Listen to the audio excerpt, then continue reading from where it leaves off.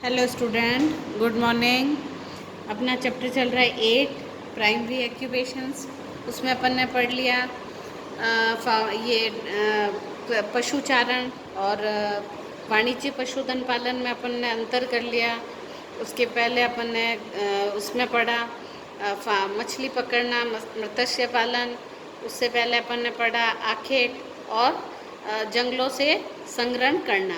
अब आता है फार्मिंग, कृषि। कृषि क्या है उसके बारे में बताया गया है। एग्रीकल्चर में सबसे पहले पढ़ते हैं कि भाई पहली कृषि क्या है। कृषि भी एक प्राथमिक स्तर के आर्थिक क्रिया में कृषि का महत्वपूर्ण स्थान होता है। ये भी प्राइमरी एक्टिविटी है।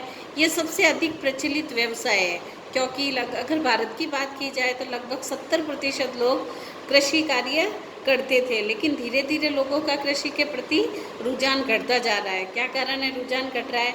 समय पर, क्योंकि ज़्यादातर जो कृषक है वो किस पर निर्भर है? वर्षा पर निर्भर है। और वर्षा क्या है?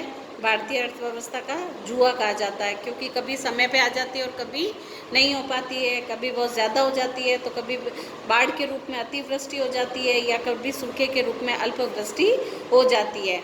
तो इसलिए मुनाफा कम होता है और नुकसान अधिक हो जाता है। तो इसलिए कृषि के प्रति रुझान हटता जा रहा है। पहले 80% लोग फार्मिंग करते थे, लेकिन अब धीरे धीरे इसका प्रतिशत घटता जा रहा है। लोग सेकेंडरी एक्यूपेशन में विशेष लगाव रखने लग गए हैं।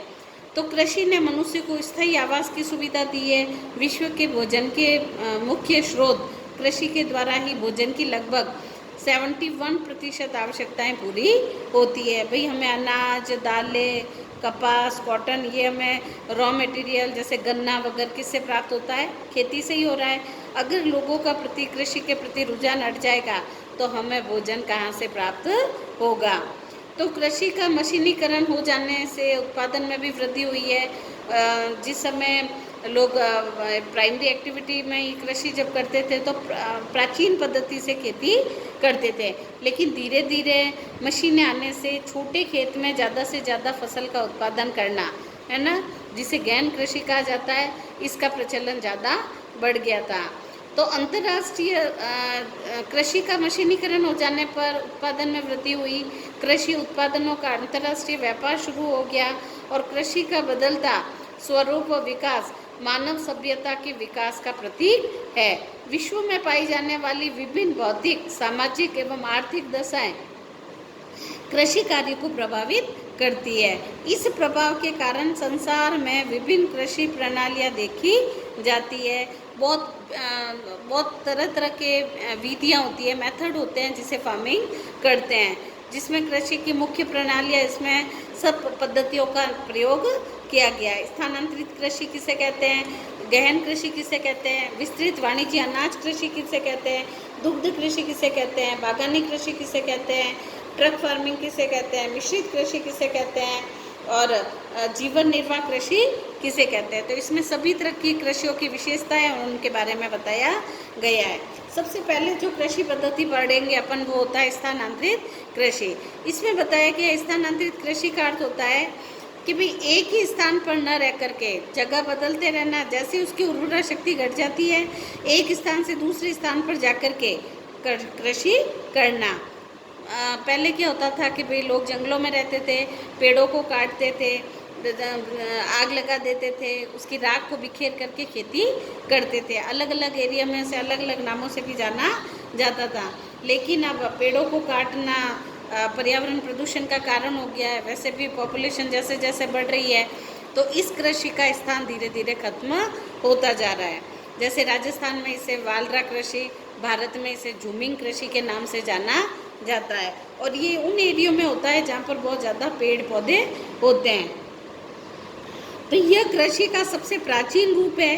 यह कृषि उष्ण कटिबंधीय वनों वाले क्षेत्रों में की जाती है और यहाँ वनों को जला दिया जाता है और भूमि को साफ कर दिया जाता है और उस भूमि पर कृषि की जाती है।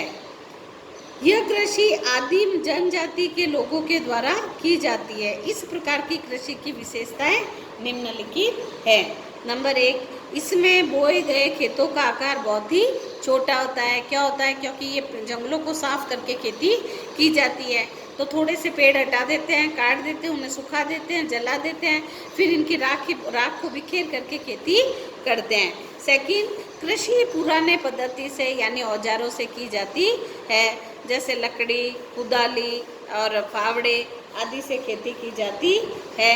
थर्ड, 2-3 वर्षों में भूमि की उर्वरा शक्ति जब घट जाती है तो वह स्थान छोड़ करके दूसरे स्थान पर जाकर के खेती करती है। नए सिरे से नए वही तरीका, पेड़ों को काटना, जलाना, राख बिखेर करके फिर वापस जब घूम करके उसे पुनः आज वाली परिस्थिति में आते हैं तब तक कई वर्ष लग जाते हैं, क्योंकि एक ही जगह जब खेती करते हैं तो 3-4 साल वहाँ लगभग फार्मिंग की जाती है।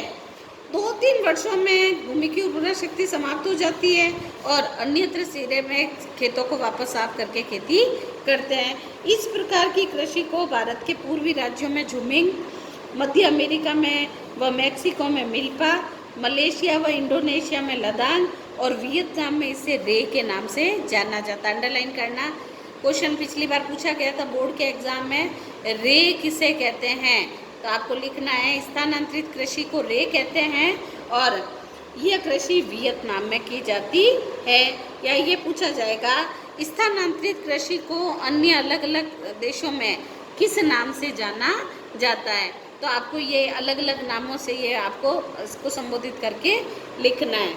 यह कृषि अमेजन नदी बेसिन, कांगो बेसिन, पूर्वी द्वीप समूह में भी की जाती है, यानी ये विश्व में हर जगह इस तरह की कृषि की जाती है। वर्तमान में इसमें धान, स्थानीय मोटे अनाज, मक्का, ज्वार, बाजरा, दालें, तिलहन आदि फसलें पैदा की जाती है। इस कृषि को स्थानांतरित कृषि कहते हैं, वेरी इंपॉर्टेंट। फिर आता है आदिम स्थायी कृषि। आदिम यानी प्राचीन, स्थायी मतलब एक ही जगह। अब ये तो स्थानांतरित थी, एक जगह छोड़ के दूसरी जगह जाना, लेकिन धीरे धीरे उन्होंने नदियों के किनारे एक ही जगह पर रह कर के अपने घर बना लिए, पशु पालने लगे और आदिम तरीके से कृषि, स्थायी कृषि करना शुरू हो गए थे।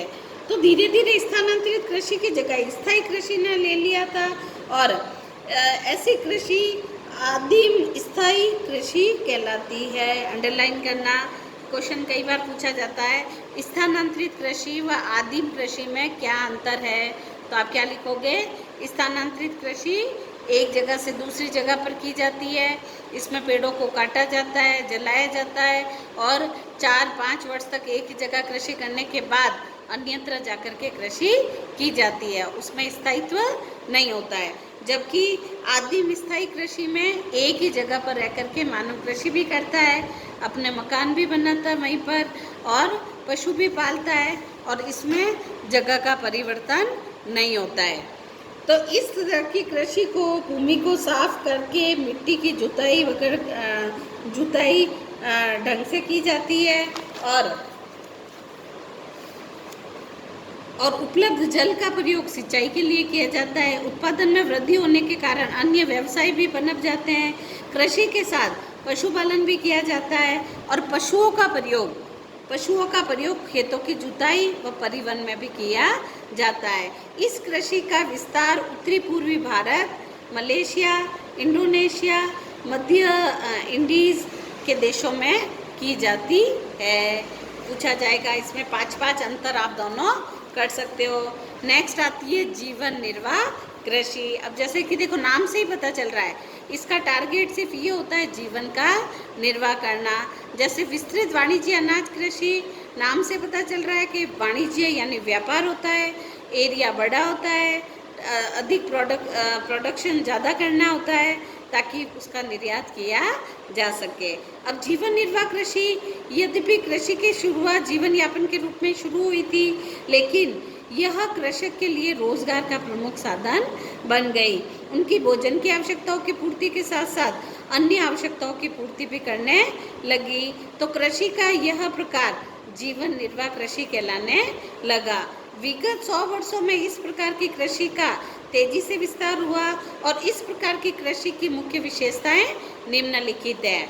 यह कृषि स्थायी रूप से की जाती है और अनुकूल प्राकृतिक दशाओं में की जाती है। जैसी प्राकृतिक दशाएं हैं उस अनुसार कृषि करते हैं। जैसे विंटर आ गई तो विंटर के अनुसार फसलें बो दी समर आ गया तो समर के अनुसार कृषि फसलें बोली।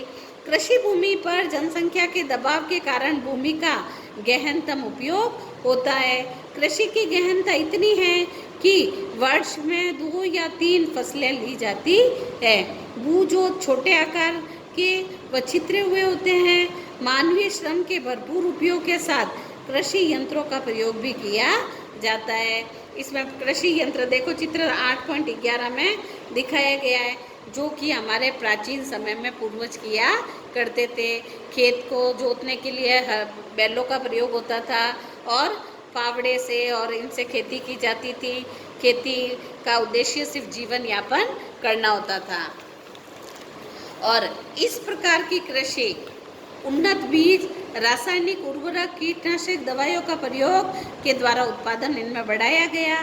सिंचाई की सुविधाओं का भी विस्तार हुआ तथा फसलें चक्र का अनुसरण किया जाने लगा और साथ ही सघन जनसंख्या के कारण मुख्यतः खाद्यान्नों का भी उत्पादन होता है। इस प्रकार की कृषि मानसून एशिया के घने और अधिक वर्षा वाले क्षेत्रों में की जाती है। अब जीवन निर्वाह कृषि कितने प्रकार की होती है?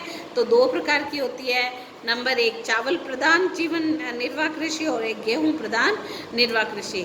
एक के अंदर तो सिर्फ चावल उत्पादन किया जाता है और एक तरह की कृषि में सिर्फ गेहूं का उत्पादन किया जाता है। फर्स्ट में आता है चावल प्रधान जीवन निर्वाह कृषि। चावल प्रधान इसका विस्तार Bharat, Bangladesh, Myanmar, Indonesia, Cambodia, Thailand व दक्षिणी मध्य चीन में इस तरह की खेती की जाती है। देखो चावल और गेहूं की खेती में क्या अंतर होता है? चावल की जो खेती होती है वो अधिक वर्षा वाले भागों में की जाती है, आर्द्र भूमि में की जाती है। दूसरी, चावल का प्रति हेक्टेयर उत्पादन अधिक होता है जबकि गेहूं का प्रति हेक्टेयर उत्पादन कम होता है। कारण क्या? चावल के दाने छोटे होते हैं, गेहूं का दाना बड़ा होता है। इसलिए इन क्षेत्रों में 100 सेंटीमीटर से भी अधिक वर्षा वाले भागों में चावल बोया जाता है और इन क्षेत्रों में चावल मुख्य खाद्यान्न फसल होती है। अगर भारत की प्राथमिक फसल पूछी जाए तो कौन सी होती है? चावल। सबसे ज़्यादा बोई जाने वाली व खाई जाने वाली फसल है चावल। उसके बाद आता है गेहूँ। सेकंड आता है गेहूँ प्रधान निर्वाह कृषि। इसका विस्तार उत्तरी, मध्य व पश्चिमी भारत में होता है। सबसे ज़्यादा गेहूँ उत्तरी व पश्चिमी भारत में ही बोई व खाई जाने वाली फसल होती है।